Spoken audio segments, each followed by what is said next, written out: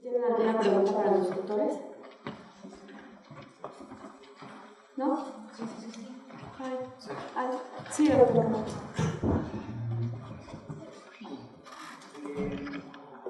Me gustó mucho la pasión que han puesto en sus charlas. Me doy cuenta que tienen mucho de trabajar y lo que tocamos nosotros. Para el doctor Aguilar, ustedes saben que en Estados Unidos, para ser un instructor de lo que sea, tiene que estar ejerciendo de forma profesional. O sea que el día de mañana yo, si me retiro, como anestesiólogo, no puedo seguir siendo instructor, pero soy eso es muy importante para que no exista esa divergencia entre el campo, lo que llamamos el campo de trabajo, y simulaciones. También hacemos simulaciones para crear ejercicios de conocimiento, pero eso no tiene nada que ver con lo que se hace en el campo. Pregunta para ti es, ¿alguna vez has recibido pacientes con IT clamp o con el clamp vascular? ¿Te ha tocado sacarlo? Sí. ¿Sabes que es difícil? Sí, es muy difícil. Es difícil, no es fácil. Claro, tienes el quirófano. Muy bien. ¿Y qué dosis de ácido tranexamínico utilizas en trauma? Nosotros no lo estamos utilizando en México, no está autorizado. Lo puse nada más como avances de lo que se estaba haciendo en los Estados Unidos. Y que por cierto, está en perspectiva todavía de estudio y de investigación de los resultados. Es un gramo de inicio y después un gramo llegar a la sala de urgencias. Pero se debe de contar que el hospital tenga los recursos, porque si yo lo administro prehospitalario y no lo tienen, de nada sirve. Muy bien. O 50 en 100 por digamos. 50 en doctor. El estudio CRASH 2, que fue el que validó el ácido tranexámico, recordemos que se hizo a nivel hospitalario. No está considerado el prehospitalario en el tiempo. Se dice, el paciente recibe 1 gramo en 10 mililitros de inicio y después 1 gramo en 500 mililitros en las siguientes 8 horas. El resultado hay que terminar de revisarlo y todo. Sin embargo, nosotros le propusimos a la Universidad de Londres hacer un estudio que incluya e iniciar el tranexámico desde el prehospitalario. Ya se lo propusimos, ahorita está corriendo el CRASH 3, que es el uso en hemorragias intracerebrales, el CRASH 4, que es para hemorragias en gineco-obstetricia, y pretendemos que el CRASH 5 sea el manejo de hemorragias exsanguinantes, pero iniciando el manejo desde el prehospital. Eso es lo que estamos pretendiendo hacer. CRASH 6 pediátrico. Muy bien. Aguilar, me gustó mucho cuando mostraste el Easy Intraocular Line, o sea, el dispositivo. El trabajo lo tenemos en cada quirófano, en la sala de shock trauma, de días. Es muy fácil. Tú mostraste la comunicación acrónico. Yo al trabajar en pediatro, hacemos siempre en los lugares. La diferencia y lo que es importante es saber que si bien es muy fácil la utilización, hay que ser ciego para no saber lo que hacer. No deja de ser importante que muchas veces cuando lo quieres la batería está muerta. Tendría que haber una reposición diaria. Claro. Inclusive en el centro bueno puede ocurrir que no funcione. Entonces siempre hay que tener el car de emergencia, el viejito Intraocular Line 18 y 16. Así que es muy fácil. 16, 14. Y aquellos que no han colocado uno simplemente porque no están lo suficientemente en trauma como para hacerlo. Respondiendo eso, doctor, la idea es que vean todos los servicios y claro, ese equipo lo logramos nosotros. Los médicos de mi servicio pues, llevaron una capacitación hace 2 años, que nos presentaron unos tubos que llevaban una práctica de transportación aeromédica a Ciudad del Carmen. Nos mostraron el equipo, hicimos la colocación en vida real en un paciente de trauma.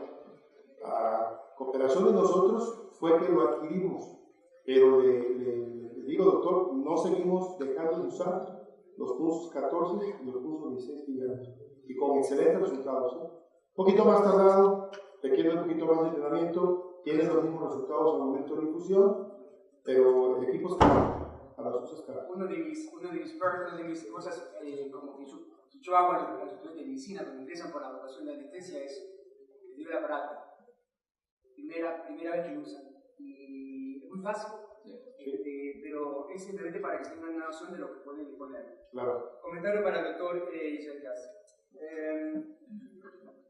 Ustedes deberían exigir los médicos, no importa si son emergenciólogos, anestesistas, critical care, deberían exigir a las autoridades que exista una comunicación directa entre lo que se dice el centro de comunicación, o sea, el mission control, o sea, el emergency center donde estoy trabajando, y el doctor o el paramédico que está en el field, que está en el campo.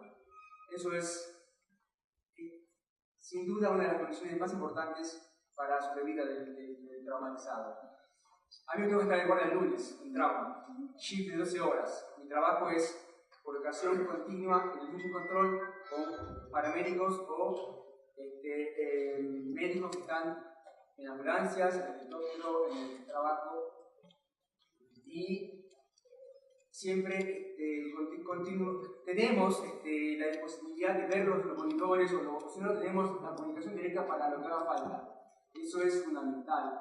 Es algo que si bien puede haber un llamado por celular, no es lo mismo poder comunicación directa de saber lo que está pasando.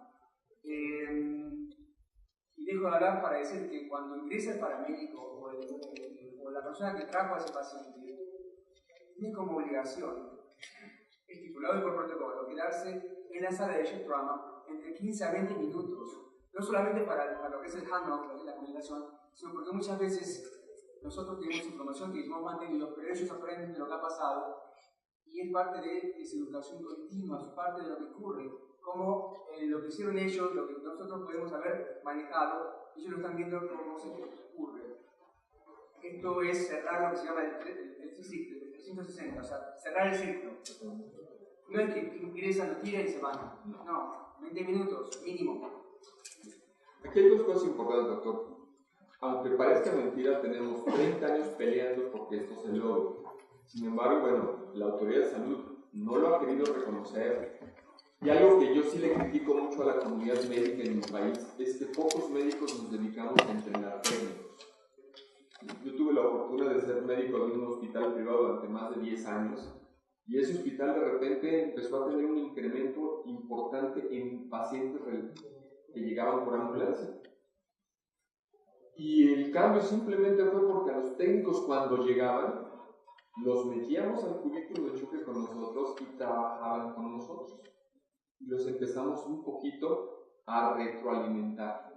Entonces llegó un momento en que el hospital me dijo, oye, el problema es que me están trayendo pacientes que no son pacientes económicamente aptos para este hospital, es un hospital privado. Sin embargo, a pesar de eso, tuvimos una buena respuesta. Y así como Toño, habemos muchos médicos que nos hemos dedicado pues, prácticamente toda nuestra vida al prehospital, pero encontramos esa limitante. Y muchos urgenciólogos, y es triste decirlo porque no somos urgenciólogos, le dicen al paramédico, me lo dejas ahí y te vas. Ni siquiera le permiten el acceso. Entonces yo creo que es cambiar todo un paradigma y fortalecer la cadena de atención del lesionado. El técnico tiene que entender que lo que él hace tiene una repercusión en el hospital. El médico tiene que entender que lo que hace el paramédico es parte del primer cuidado y él tiene que continuar. Pero igual vamos al mismo problema entre urgencias y los quirófanos, entre el quirófano y la terapia intensiva. A veces son como feudos independientes. Yo conocí hospitales donde la gente ni siquiera se habla entre los servicios. ¿Cómo pretendemos darle una atención integral al paciente si no hay comunicación? Ahorita con el Comité Internacional de la Cruz Roja estamos manejando un seminario para manejo de lesionados por armas de fuego y explosivos, que nos ha funcionado precisamente porque hemos incluido a todos, pero encontramos esas resistencias marcadas en muchas gentes. Es que el intensivista no tiene por qué saber qué voy a hacer en el quirófano. ¿Cómo que no tiene que saber? Es el que lo va a recibir, es el que lo va a continuar estabilizando. Y de la misma manera en todos los lados. Entonces, quizá esto sea un buen foro y creo que con Jaime encontramos siempre ese eco y con la gente que estamos trabajando en esto, para entender que esto es un trabajo de todos, es un trabajo de equipo. Si seguimos considerando la atención del traumatizado y en general los enfermos, como cada quien hace su trabajo y a ver qué pasa, no vamos a mejorar. Tenemos que ir más allá, ¿sí? Tenemos que ir fortaleciendo la comunicación. Yo tuve la oportunidad, y yo bendigo a Dios por eso, porque yo me formé como médico y como paramédico al mismo tiempo. Saliendo tuve la oportunidad de hacer urgencias, después hice terapia intensiva y medicina de aviación. Y finalmente me di cuenta que de todos, en muchos lugares no nos hablan. Al médico que está formando nadie le habla del prehospital. Y los que fuimos al servicio social a la provincia sabemos que lo que hicimos fue medicina prehospitalaria. Porque en un centro de salud, con una jeringa y el estetoscopio, no hacemos grandes cosas. Y pudimos haber hecho mucho por nuestros pacientes. Vamos a darle ese arma al médico que está formando. A los médicos de las especialidades, irnos formando en esa integración. Cuando empezó la especialidad de medicina de urgencia en México, ya hace casi 28 años, propusimos que 6 meses de la rotación de un urgenciólogo debiera ser por un servicio de ambulancias. ¿No te parece que les hubiéramos dicho que los íbamos a sacrificar? Que, no sé, creo que si les hubiéramos dicho que lo íbamos a violar, hubiera sido más fácilmente recibido. Fue un no rotundo. Un no, eso no se puede. Cuando los mejores sistemas de emergencia que forman urgenciólogos en el mundo tienen por lo menos 6 meses de rotación por servicios prehospitalarios. Yo estuve en el Bed-Stuy en Washington, estuve en el SAMU francés, y uno, caray, ¿por qué no lo puedo hacer? Porque todavía tenemos muchas cosas que cambiar en nuestro país. Pero creo que es el momento de hacerlo. Yo, como le decía a Toño en la mañana, que nos encontramos después de muchos años de no vernos, aquí seguimos, y seguiremos hasta que Dios nos mueva lo contrario. Pero es cambiar un poquito eso. ¿No sé, tienen alguna otra pregunta, dudas? Tengo un comentario. Sí. Creo que es algo importante. Entonces, ustedes que forman técnicos, el doctor Aguilar, un error que se comete mucho en los pacientes de trauma grave que tienen un rasgo bajo, que se están obstruyendo con la lengua, es ponerle una AGD y se lo llevan al hospital. Usted habló que usa mascarillas laringeas, entonces hay que fomentar más el uso de mascarillas laringeas o tubos laringeos con vía de vacío de estómago para colocar, sellar esa vía aérea, aspirar al paciente. ¿Por qué toleran una AGD de sus pacientes? Porque ya tienen los reflejos protectores de vía aérea perdidos y ese paciente está broncoaspirando en forma continua y va a ser un paciente que se va a prolongar la estancia, el costo de estancia va a ser muy alto porque como no le hacemos seguimiento de urgencia, se va a ir a terapia intensiva a piso y después terapia intensiva con neumonía y probablemente haga un circo y se muere. Pero eso no nos damos cuenta porque no hacemos ese seguimiento.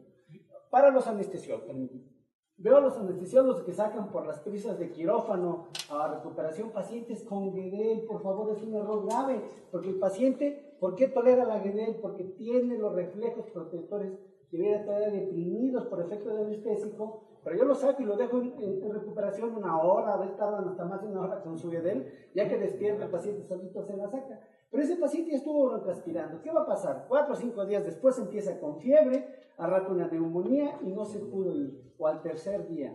Eso no se debe hacer, por favor. Eso es grave para el paciente. Muchos anestesiólogos, como trabajan en 2 lugares, por la prisa sacan al paciente todavía bien dormido, con la GEDEL, lo están ventilando bien, pero no tienen los reflejos protectores. Entonces, yo creo que ustedes deben trabajar mucho en el uso más de las mascarillas y no, la GEDEL solamente debe usarse en un paciente que esté relajado con la analgesia, no en cualquier paciente que tenga automatismo ventilatorio. ¿Por qué? Porque es muy difícil que la GEDEL quede exactamente al paciente. Si le queda un poco grande, va a estar frotando con el movimiento de la laringe en la raíz de la lengua, va a ser edema, se puede obstruir.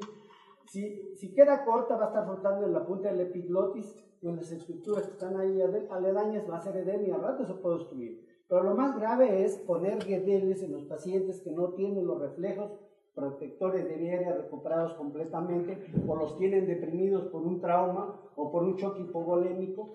Y hay que trabajar mucho en los Zoom. Yo estuve en Magdalena de las Salinas 3 años y veía en urgencias que estaban los pacientes allí estacionados en su camilla con su GEDEL y nadie los pelaba. ¿Quién sabe cuánto tiempo duraban así? Y eso es un error grave. Yo creo que hay que trabajar mucho en eso. Porque de qué sirve que tengamos la mejor infraestructura, tengamos los médicos más fregones que le pueden ofrecer mucho al paciente de ahí en adelante, pero a veces ahí son las puntillas más graves que van a llevar al paciente a una mala evolución y una estancia prolongada, larga, carísima o incluso a la muerte. Yo creo que eso es muy importante, que le demos mucho énfasis a ese detalle, ¿no?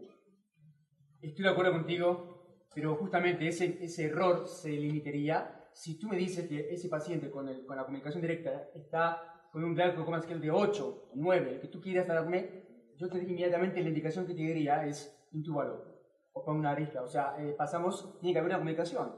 la persona que toma la decisión de poner una vía orofaringia y queda ahí, quizás haya laco de conocimiento, falta de conocimiento de cómo es lo que tiene que hacer. Eso no ocurre, no debería ocurrir. Entonces, como no tenemos esa infraestructura aquí, entonces ellos que forman técnicos, yo creo que es un buen momento para cambiar esa actitud. Sí, de hecho, doctor, eso se viene haciendo ya desde hace muchos años, me dijo Paula Vineria. El problema que tenemos es que si los hospitales no tienen en las salas de urgencias mascarillas de ahí, menos el personal hospitalario. Poder intubarse en ese momento. Claro, doctor, y como le he enseñado a mi personal, si no puedes intubar, métele el tubo, inflale el globo y déjaselo en el esófago. Métele una sonda orogástrica al tubo, dobla el tubo y ventílalo con la mascarilla. Estás haciendo un dispositivo que usamos hace muchos años que se llamó obturador esofágico. ¿Cuál es el problema?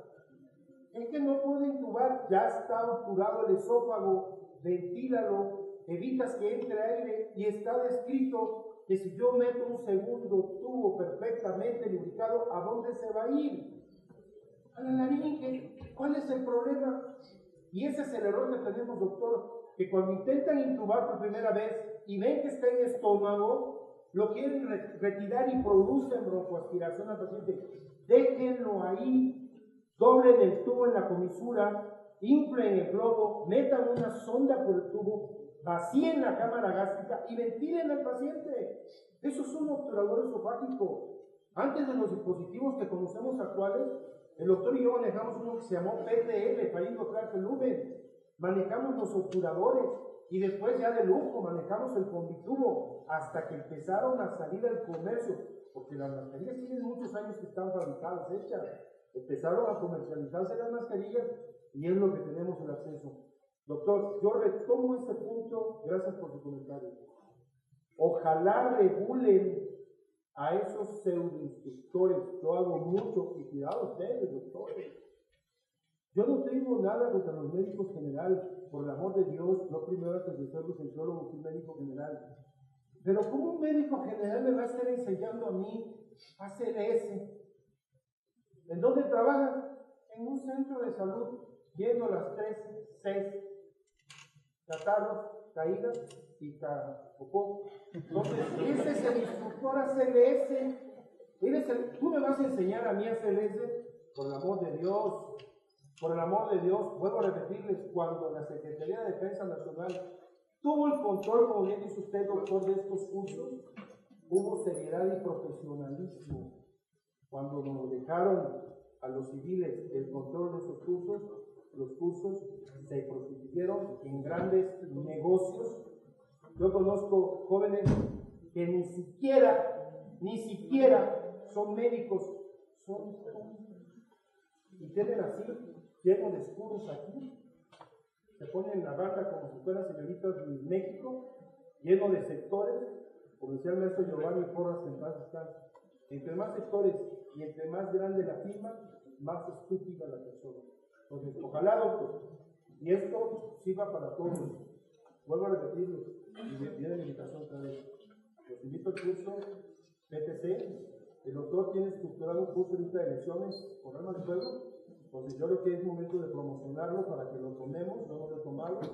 Entonces, doctores, ojalá, doctor. Yo he tenido igual que el doctor esta oportunidad de estar en Estados Unidos. Hice urgencias, doctor, médico-quirúrgicas, porque conocí un tubo que después alcanzó el nivel 3 para médico. Él murió en las Torres Gemelas. Yo pensaba que cuando morían los actos heroicos, como fueron las Torres Gemelas, quedaban sus familias bien remuneradas. No, ese es el déficit de los Estados Unidos. $2,500 de pensión, tiene 3 niños y él consagró su vida a la atención hospitalaria. Era coordinador de emergencias en Manhattan, tenía 33 años y ahí perdió la vida. Entonces, ojalá ustedes como médicos, primero, no se dejen timar por estos pseudoinstructores. Segundo, el comentario que hace el doctor de que hay dispositivos para la relación. ¿Entonces hay alguna otra pregunta? Yo quiero hacer nada más un comentario final, y ya va a pasar los casos que llevan en el programa. Obviamente va a sonar a comercial, ¿sí? lo de la Sociedad Mexicana de Sexología en Trauma. ¿Cuál es el propósito precisamente? Ustedes ven, aunque ahorita todavía estamos con el Colegio Mexicano de Sexología, la sociedad va a ser un ente independiente de lo que viene siendo el Colegio Mexicano de Sexología. Y esta sociedad precisamente es que hablemos el mismo idioma, desde los técnicos de urgencias hasta el de terapia intensiva. Todos manejar realmente en forma de equipo, que todos sepamos lo que se hizo desde lo que fue en el lugar del accidente hasta que el paciente se encuentre en el piso o en la unidad de cuidados intensivos. Tenemos mucho trabajo y la sociedad, obviamente, a lo mejor es un sueño, a veces nosotros tenemos aquí un sueño vacío, pero sí queremos entrar en las instancias gubernamentales. Precisamente la regulación de los técnicos de urgencia, la regulación en trauma, choque, de urgencias, obviamente quirófano y todo, de los hospitales donde se maneja trauma. No es posible que los hospitales de trauma los consideren como hospitales de segundo nivel. Que en Estados Unidos son de primer nivel, es al revés, ¿no? Aquí los de tercer nivel son los de mayor jerarquía. Aquí son los de tercer nivel. Los hospitales donde se maneja trauma deben ser hospitales de tercer nivel y contar con todos los elementos necesarios. A lo mejor a mí no me toca verlo, pero sí vamos a poner nuestro granito de arena y obviamente necesitamos de todos nosotros, ¿sí? Porque no nada más vamos a hacer la sociedad, vamos a hacer todos nosotros, porque también dentro de las campañas que vamos a hacer es ir a escuelas, invitarlos a ustedes a que vayan a las escuelas de sus hijos, de sus sobrinos, nietos, lo que sea, castros, lo que tengan, ¿sí? Para la prevención del trauma, dar pláticas de prevención del trauma en el hogar y accidentes automovilísticos, que es una de las funciones que se nos ha olvidado aquí en México. ¿Sí? Si hay prevención del trauma, vamos a disminuir probablemente los accidentes automovilísticos. La cuestión de los daños de fuego o instrumentos muy importantes va a ser difícil que lo disminuyamos. Pero probablemente aquí ¿sí? Tenemos mucho trabajo y es asociarnos con todas las especialidades que manejan el trauma.